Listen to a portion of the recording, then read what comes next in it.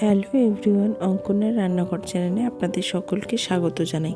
আজ আমি যে রেসিপিটি আপনাদের সাথে শেয়ার করব সেটা হলো বেগুন ভর্তা।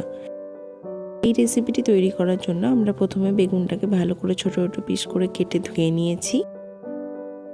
এছাড়া আমাদের উপকরণ স্বরূপ লাগছে কিছুটা পরিমাণ পেঁয়াজ কুচি, কিছুটা পরিমাণ আদা, কিছুটা পরিমাণ রসুন, কিছুটা পরিমাণ কাঁচা লঙ্কা, কিছুটা পরিমাণ টমেটো আর কিছুটা পরিমাণ ধনেপাতা কুচি।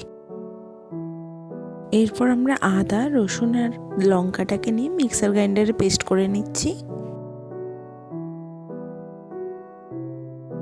পেস্টটা করে নেওয়ার পর আমরা কড়াইটা গরম করে নিলাম, তার মধ্যে তেলটা গরম হতে দিয়ে দিচ্ছি।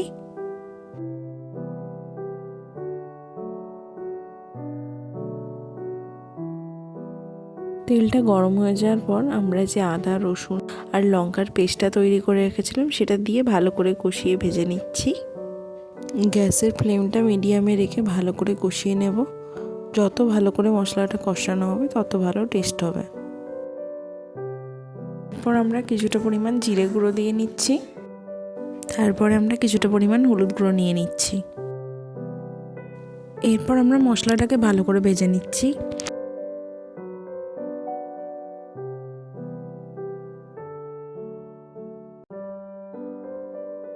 মশলাটা ভাজা হয়ে যাওয়ার পর আগে থেকে কেটে রাখা বেগুনগুলো আমরা এক এক করে দিয়ে নিচ্ছি।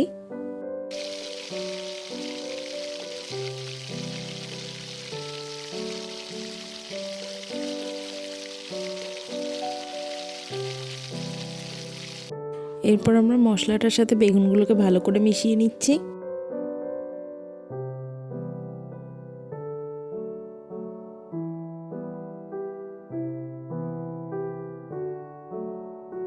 এরপর আমরা নিয়ে নিচ্ছি পরিমাণ মতো নুন।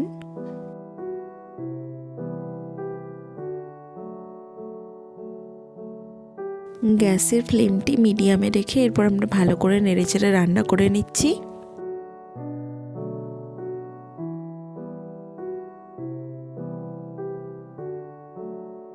এরপর আমরা দিয়ে নিচ্ছি আগে থেকে কেটে রাখা পেঁয়াজ।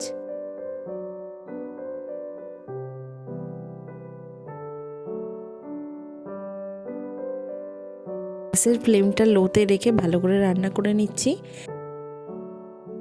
এর সাথে আমি অ্যাড করছি এই মশলাটা।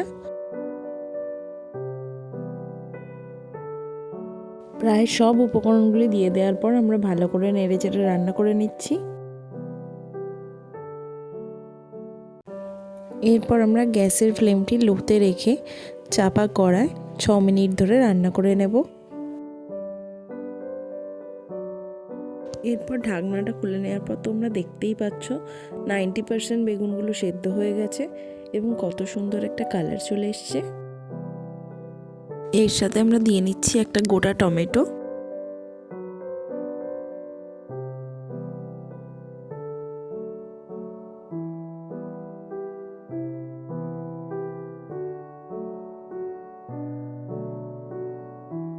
এরপর আমরা দিয়ে দিচ্ছি কিছুটা পরিমাণ কেটে রাখা ধনেপাতা।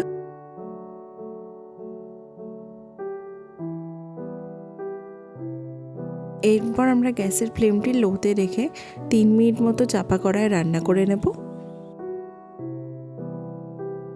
3 মিনিট ধরে রান্না করে নেওয়ার পর তোমরা দেখতেই পাচ্ছ যে 100% প্রপার কুকড হয়ে গেছে এবং কি সুন্দর তেল ছেড়ে ছেড়ে আসছে। এরপর আমরা পুরোটা ভালো করে মিশিয়ে নিচ্ছি।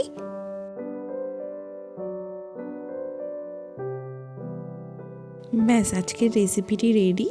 সুস্বাদু বেগুনের ভর্তা গরম গরম রুটির সাথে খেয়ে দেখুন, দুর্দান্ত লাগবে।